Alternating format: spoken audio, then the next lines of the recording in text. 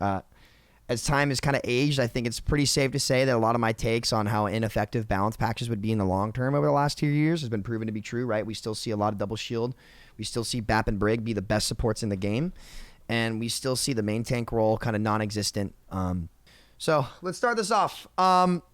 First thing I would do, step 1, vault Brig. This hero has proven to be game-breaking as long as she can stack healing the way she does whilst healing at the same time. So for now, we just need to put her in the vault and see how the game functions without her. Because as of right now, there's not a healthy way to have this character be in the game. A lot of low-ranked players, I say this all the time, where I say Brig is broken, and that's why she should get a rework, because she's meant to be an entry-level character that is a lot like Moira, that you should see this kind of curve on her. We see, this is how you maintain fair play in a game like this, right? You have a skill to reward curve, right? So you have R for reward here, and you have skill in terms of like SR, and like, I think I actually need to draw SR here, right? So here's Moira. We'll have her in her little magenta color. So the amount of reward you get, the higher up you go in ranks, is the graph should look like this. Like there should be a definitive drop off to a character that doesn't require a lot of mechanics, right? But the reality is with Brigitte, who should have a chart that looks like this, she actually looks like this, right? And the reason for that is Brig's at her best when she's denying damage, right? And she has Inspire up. Getting Inspire up and staying alive is something that takes brain power and a lot of game sense to do. And your team needs to be kind of stacked near you. So she gets her most output when she's at high level play, because there's not only is there more damage coming in, but you can play safer. There's better peel for her. And higher SR players understand that you can't play her as a melee character. You play your flails, and it's very misleading to low level players because they think she's a melee character. So they'll run in and feed with her instead of surviving and call the hero shit, when the reality is the hero's not shit. So she's a very misleading character. And if anything, that's even more reason to rework her, because the players that she's supposed to be made good for suck with her, and they don't understand how to play her, and neither is she going to be her most effective in those ranks. So when people in low ranks say, well, Brig is bad, why would you vault her? That's all the more reason to vault her until we can figure out a way to healthily implement her so her learning curve looks like this, like Moira's, instead of what it is right here. And actually, people say, well, we don't want her to be useless just like Moira. The main reason Moira is useless right now is because Brig just is better. Brig hard counters Coalescence just by fucking healing just a little bit, right? And if you Coalescence, you end up just feeding her rally. She also counters 6-man rush and dive because her heal aura is so big. So if you nerf Brig, Lucio actually becomes a very good pick again. And that also hard enables Moira. So you'll see what you saw in October, which is a balance between Mercy Ana and Lucio Moira or Lucio Ana comps, in which case the game feels way more open. So step 1, just to get the game back on an evil playing field, is to get Brig the fuck out of the game. She literally, we have nerfed the hero 19 times. Jeff Goodman, Josh No, and the Balance team have nerfed Brigitte 19 times, and she still dominates the game. So if that tells you anything, let's reevaluate. 19, like these guys at a Fortune 500 company tried to fix this 19 times.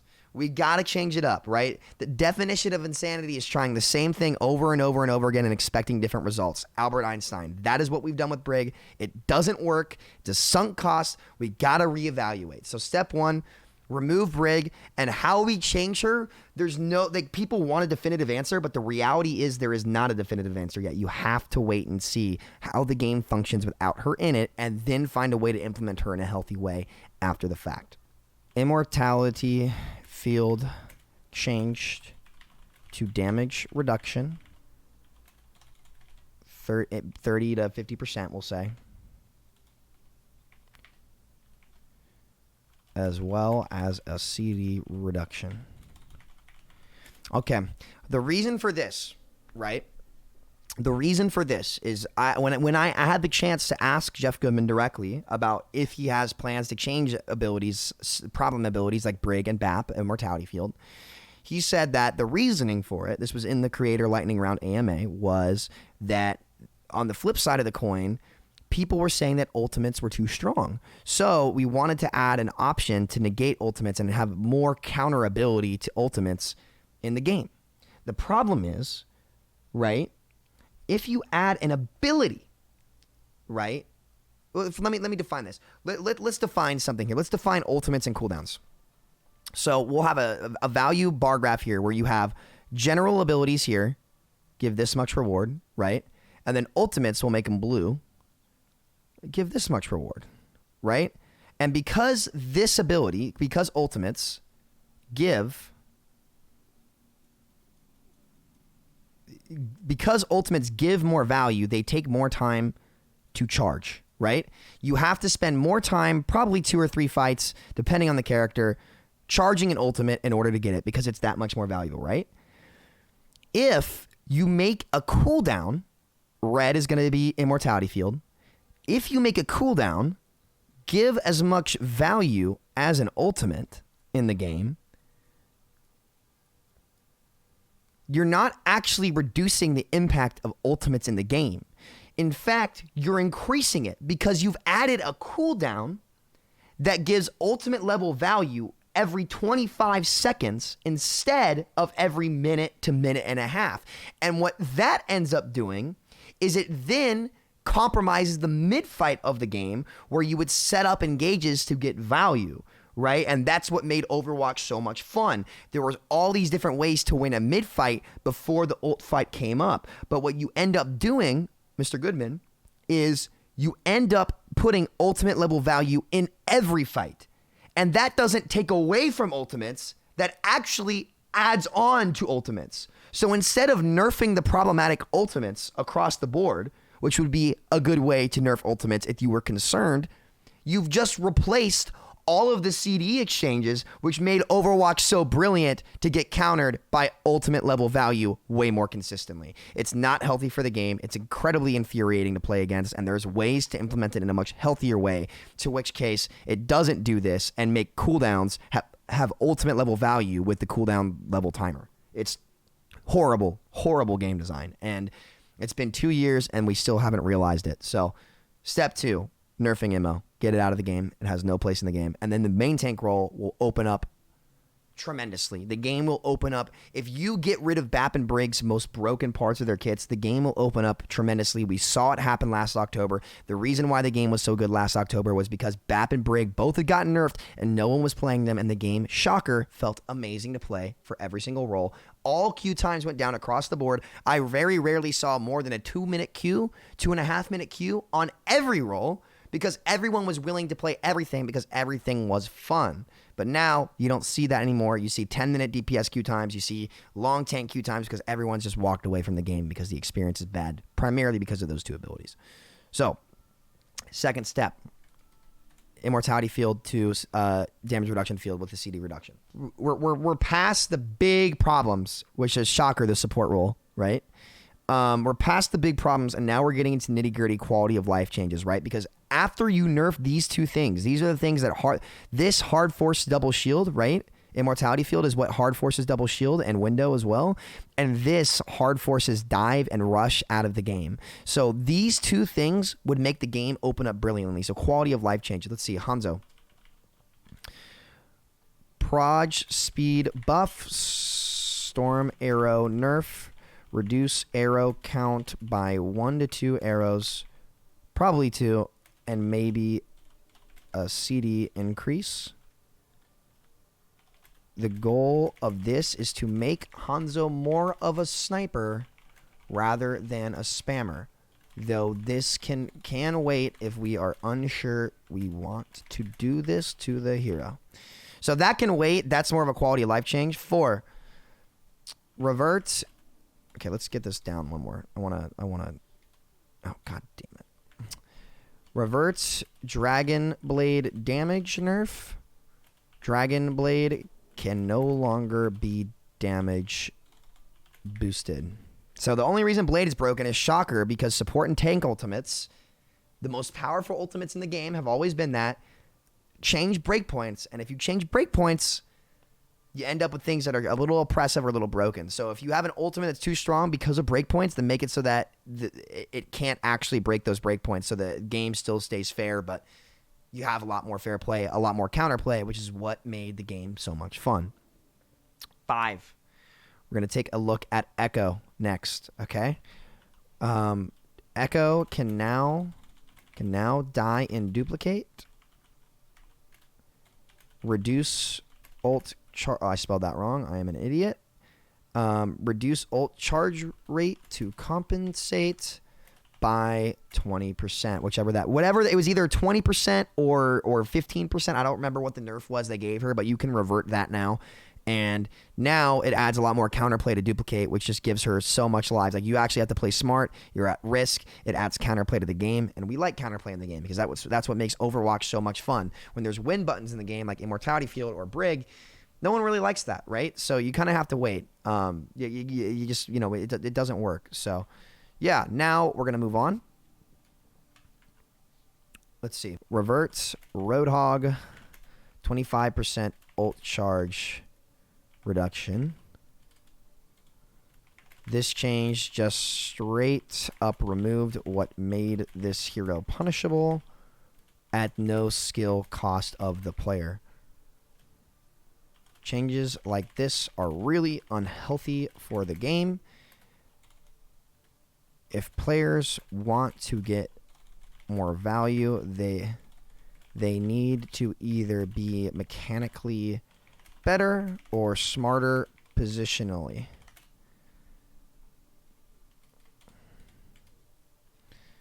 Okay, here we go now. See, I don't like Hog. Look, I'm not going to lie. I don't like Hog being able to run around while healing, but you can't double nerf a hero like that because you'll end up dumpstering the hero. You have to look at how they initially react to big major changes in the game and make educated decisions after. If we nerf Hog more than that, we're jumping the gun and dumpstering a character, and you don't want to do that. That's not good game design. That's really, really bad. You want to avoid doing that at all costs. So we take each hero step by step, analyze how it reacts in the game, take a look at how it plays, and then make an educated decision after the fact. We cannot jump the gun and over dumpster a character. That's really, really shit game design, and we cannot do that. Reduce D.Va armor by 100. Replace it with health. So she is now 400 health, 200 armor. Because she's half and half right now. You increase the size of the dock for the stream? Sure. We will make this a little bit bigger. There you go, guys. So there's that change. I'm worried. I am a little worried about Orisa Sigma. It's going to be headshot through Fortify. Barrier health to 800 from 600. Fortify reduces 20% instead of 40% incoming damage.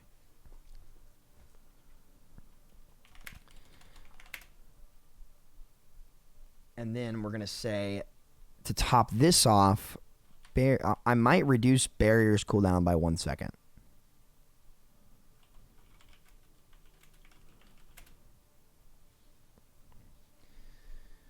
Well, actually, hold on. I know how I want to do this.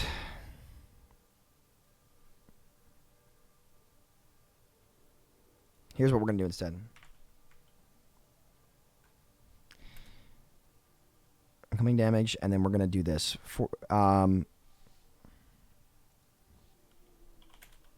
So the goal of this change, this makes it so that Orisa, as long as she kites properly and tries to get out of fights, right, she can still be played. But if you close the distance on Orisa with Rush or with Dive, or you get around her, you actually have a chance to kill through her abilities, right?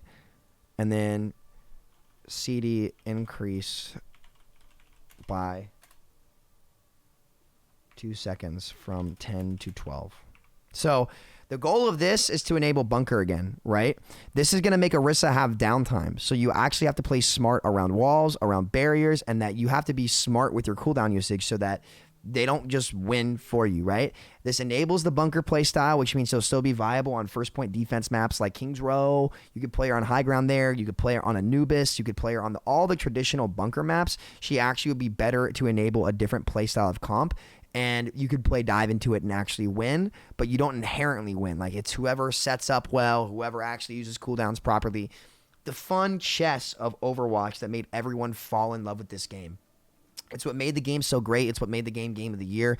There were all these options that if you messed up, you could really look internally and say, damn, like I misplayed that. It's not that he has a bullshit ability that's just too strong. It's, well, I need to do this differently. I need to do this differently. It's not I press fortify and I'm unkillable if I have a support alive. It's, okay, I can force fortify here. If I want to attempt to kill her through this, I can. She doesn't reduce that much damage. I can aim for the head. I have options as a player. There's all these different ways a fight can play out. And it actually allows bunker comps, traditional bunker, to be played, not annoying ass double shield. So I think that's a good way to take Orisa. I think you make her more of the bunker tank that allows her to play solo play styles a little bit more, but also enable the team like this, not some body brawl tank where they just really did not think anything through when changing that, unfortunately. So, because yeah, the problem with Orisa has always been fortify, and if you nerf that, at worst, this is a change that will make her not be that viable, but her pick rate is so low and she's not that liked as a hero. But either way, I think Sigma is so strong that you can stack him with her and she'll still be good on the maps where bunker is really, really strong, which is where she's pretty much where she should be played anyway. So, all right. Now, this is where it gets tricky, chat. Sigma, okay? Sigma is a really tough character to look at. I think he does too much at once. I don't want to remove Grass from the game, even though he would still be really good without it. I think... Does his shield recharge while he's grasping? Hello. Okay, so now we grasp. Yeah, it starts... So... you need to delay the regen on his shield. You need to reduce his uptime. So that would be a good way to start. So here's what we're going to do. Okay? Whilst Grasp is active, shield regeneration timer does not start. So basically, if you use Grasp, you actually have to pay a price for it, right? What makes Sigma so dumb to duel against right now is that he can proc his Grasp and his shields automatically recharge while he's doing that, which dramatically increases his uptime. And what was so frustrating and what made double shield so good, and this is what the developers did not understand, no matter how loud the contenders players and pro players screamed at them, myself being one of them, is that what made double shield so broken was never the barriers. It was the sustain abilities that allowed Orisa, Sigma, and BAP to synergize to a point where they had 100% uptime, right?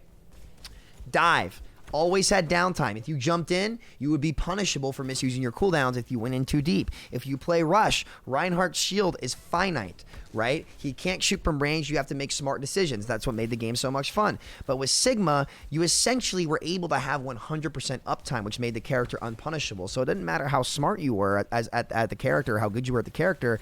Its skill floor was automatically higher because the hero just allowed you to have 100% uptime. There should not be a character in this game that has 100% uptime. If there is a character that has 100% uptime or near it, it ends up being hard meta because the most consistent things in this game have always dominated the game. That's why Brig is so good, right? She literally has such a huge range with massive uptime and peeling whilst healing, which has just been proven to be fundamentally broken for the game. Like if your hero fundamentally, and the fundamentals are the abilities synergizing together or stacking at the same time, doing more than one thing at once. For example, Sigma can grasp and regen his shield, and then he can go back to shooting and shielding at the same time. And by the time you break his shield again, he's going to have grasp again, and it's an endless cycle.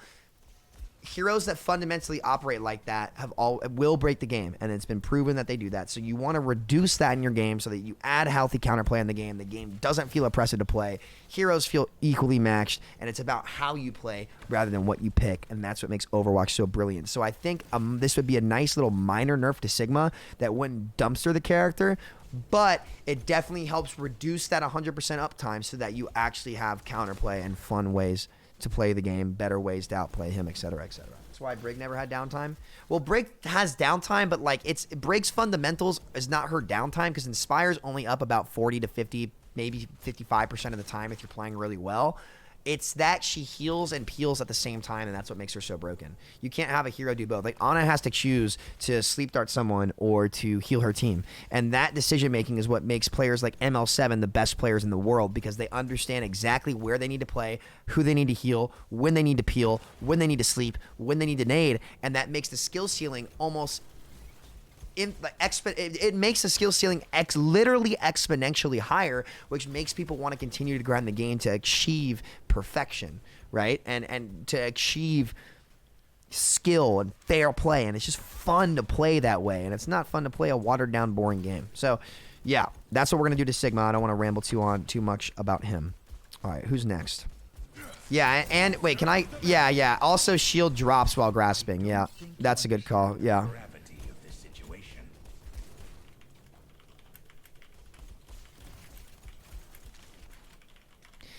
Shield is forcibly dropped while grasping. I think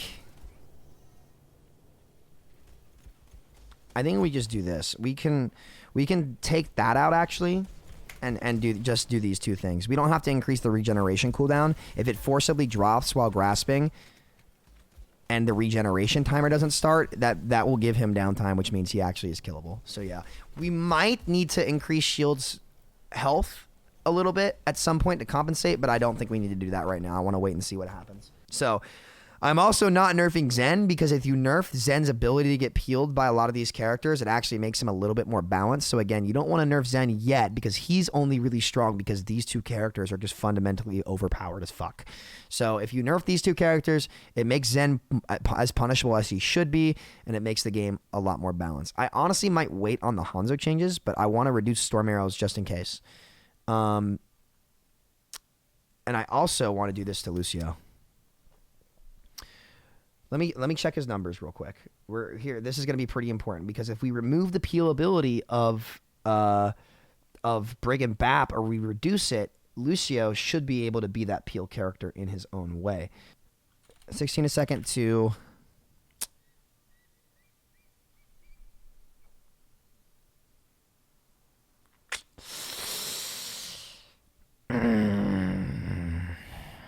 This is where it gets tough. This is where it gets real tweaky. I'm not going to overbuff this because we already buffed the radius. Do I need to do this, actually? I don't know if we do. We're going to wait on this.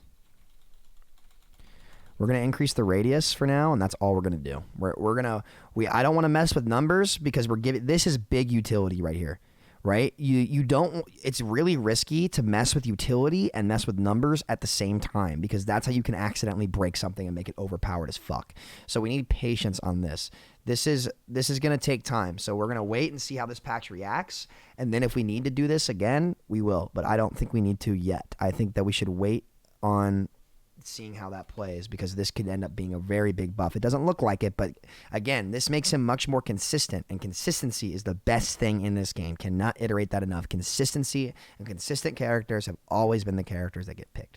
So we're going to move on. So, okay, I think that's it for now. I mean, I don't think there's any other big changes that I would want to make initially. I think this would open up the game a ton. We might need to revert the Zarya nerfs. I'm thinking about that. I think I want to revert the Zarya nerfs because I think that D.Va would just be broken. Like, even if we nerf D.Va, I think Zarya could use a little bit to compensate, just to enable the rush comp and enable Reinhardt a little bit more. I think we could see some counterplay. But I'm also going to wait on that a little bit because if Brig Zen and Bap Zen don't dominate the game, it opens the door for Zarya way more. And I think smarter Zarya players would do a good job of dealing with that shit. So, yeah, this is what we got, guys. Cassidy stun right click. I don't think we need to change that yet either. I want to wait. I want to wait, and I want to see how actually, you know what? Cass is tough because here's the problem with Cass. He has negative win rates across every rank. He requires immense peel. I think he would honestly be fine the way he is, especially with the hit scan range nerfs.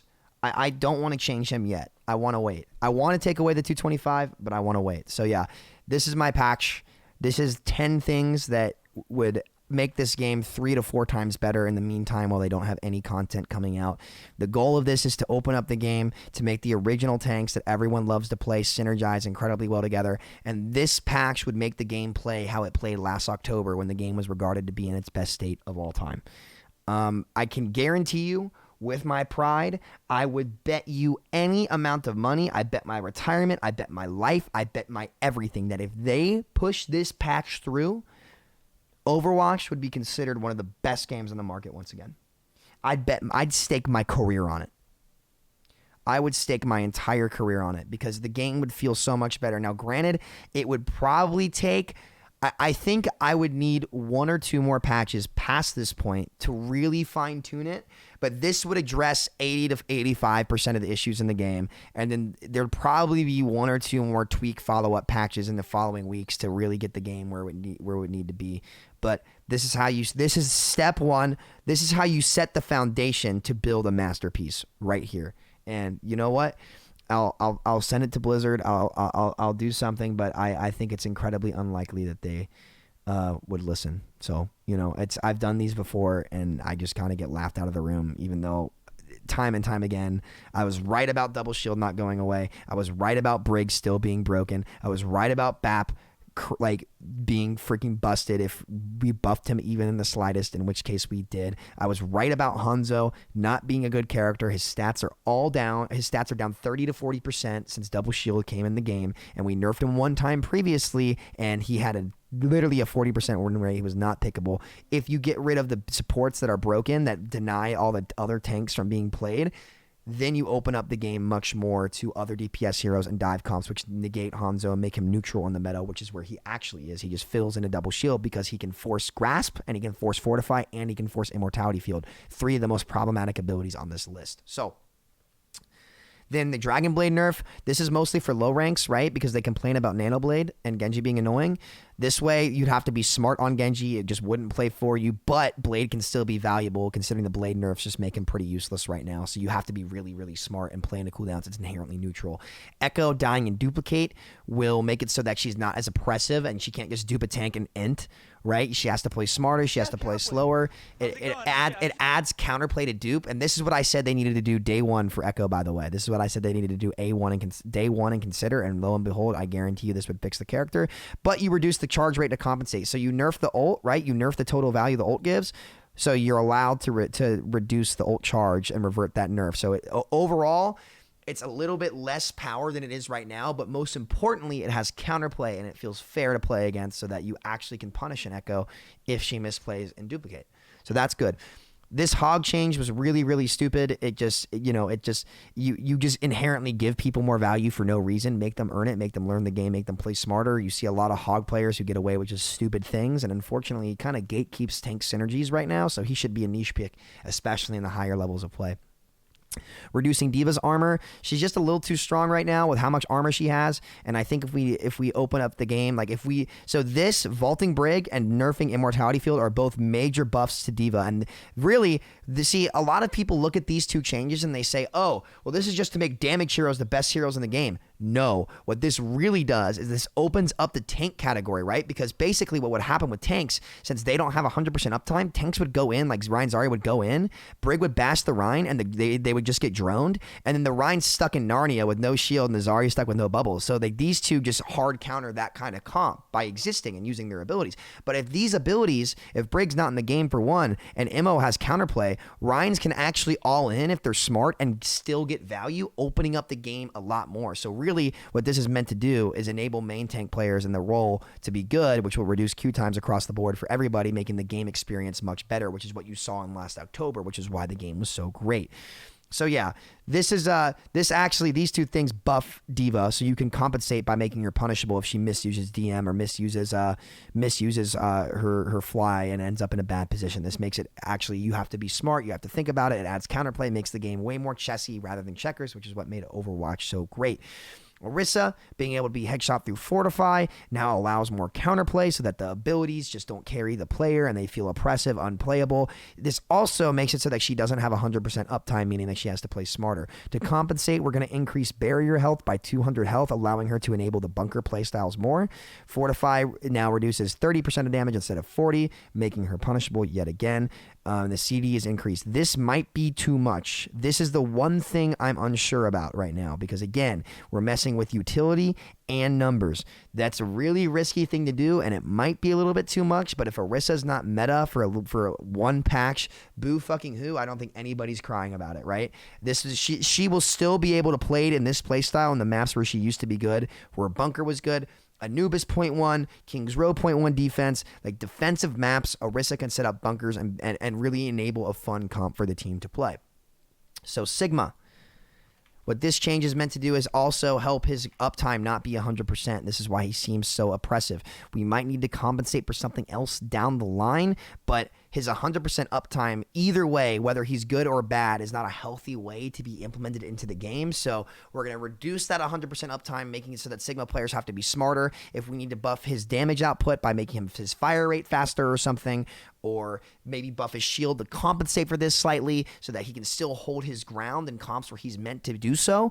But it actually has much more counterplay, making the game feel way less oppressive. So we're going to be looking heavy at how Orisa Sigma play without Baptiste being able to bail them out of any situation. I think they'll be okay, but these are the two things I'm a little unsure about. So we're going to have to pay really, really close attention to them. And then Lucio, we're going to increase his crossfade diameter, the whole radius of the thing, from 12 meters to 15, making it a little bit easier for support players to peel in general. I'm concerned about dive becoming too good without this, but I can't nerf dive right away because I want to see. I think 6-man rush would actually be better, but we'll have to wait and see.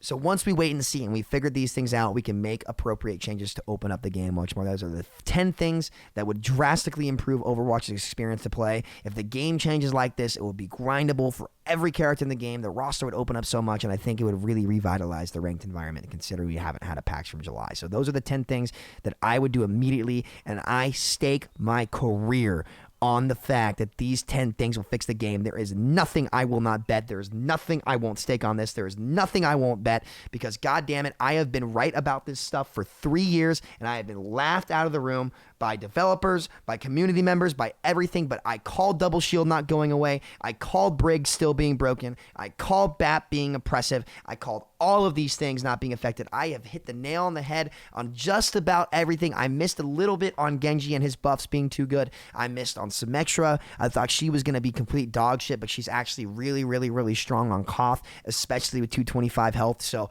those are really the two things that I've missed on. I have no problem admitting I messed up on those because guess what, guys? The biggest problem that Overwatch has is not that it makes mistakes, it's that it can't address its mistakes. And being able to address your mistakes is a crucial part of being a good game developer and being a good game designer and being a good balancer. And you have to address them quickly when you make them. And that's been our biggest flaw. We nerfed Brig 19 times, and she is still game breaking. It does not work in this game. It is a sunk cost, and that is number one on the list. Well, by the way, these aren't in order as to how needed they are, but except for number 1 and 2. Number 1 and 2 are the must-dos, and we're going to underline these and emphasize that. These are the musts, and these are optional, but good. These are good changes, but these are the musts to open up the game. So yeah, that's how I'd fix Overwatch.